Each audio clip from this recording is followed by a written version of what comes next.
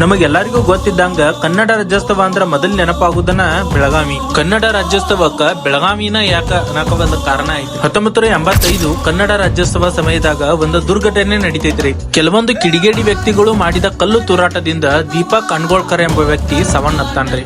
ಇದಕ್ಕ ಭಾಷಾ ಸಂಘರ್ಷ ಅಂದ್ರೂ ತಪ್ಪಾಗಂಗಿಲ್ಲ. ಈ ಎಲ್ಲಾ ಹೋರಾಟ ಮತ್ತೆ ತ್ಯಾಗಗಳ ಪ್ರತಿಫಲವಾಗಿ ಸುಮಾರು 8 ಲಕ್ಷ ಜನ ಸೇರುವುದರ ಮೂಲಕ ಬೆಳಗಾವಿಯಲ್ಲಿ ಕನ್ನಡ ರಾಜ್ಯೋತ್ಸವನ ಆಚರಿಸ್ತಾರ ನೋಡ್ರಿ.